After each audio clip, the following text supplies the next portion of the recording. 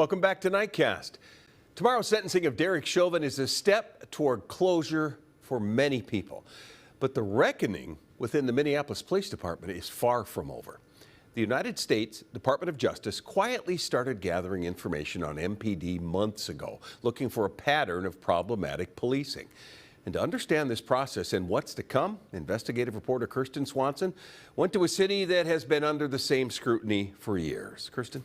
Kevin, 7 years ago, the DOJ found police in Albuquerque, New Mexico, had a pattern and practice of using excessive and deadly force. The feds sued the city and forced the department into court-ordered reforms.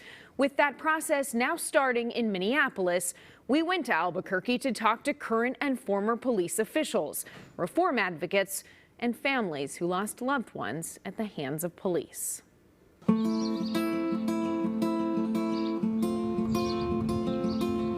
Albuquerque really is like no other place in our country.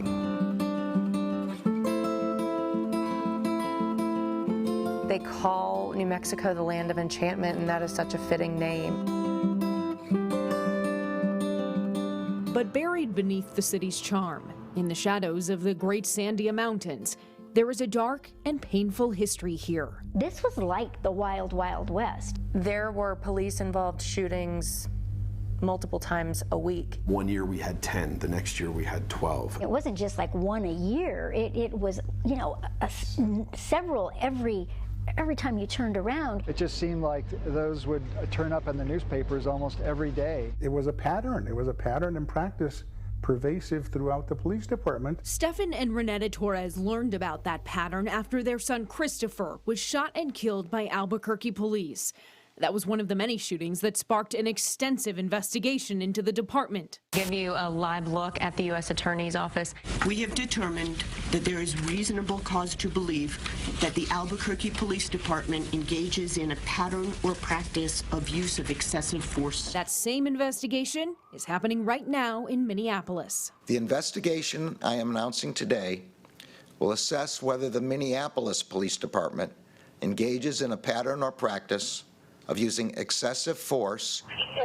The result in New Mexico, a court-approved settlement agreement the police chief Harold Medina inherited when he took over the department earlier this year. I still remember the key words is that the policies and the trainings of the Albuquerque Police Department failed its officers. We asked the current and former chief and head of the officers union if the department was prepared for the hundreds of changes mandated by the feds. We truly didn't know what the impact, the final impact was and how it would change things. At that time, did you have any idea what that was, what was coming? Absolutely not. We had not a clue the depth and the magnitude of what this meant to our police department.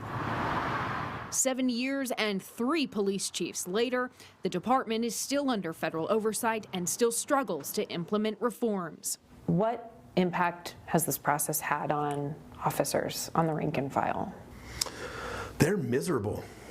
They don't want to work here.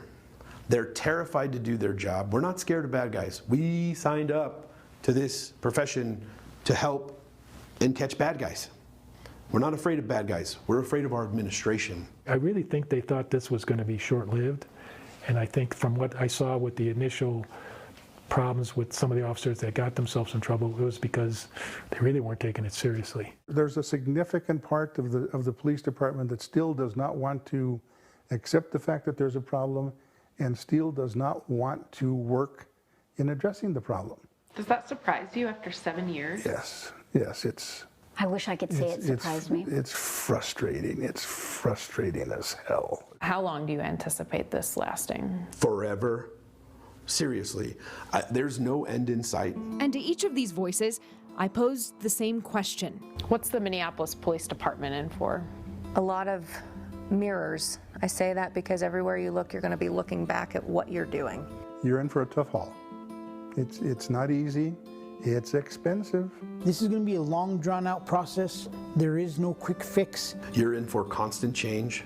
You're in for a massive reduction of your police department. What chief gets a consent decree, it's going to be an extra job. My hope for you all is that you come out of this reform process a lot sooner than we will.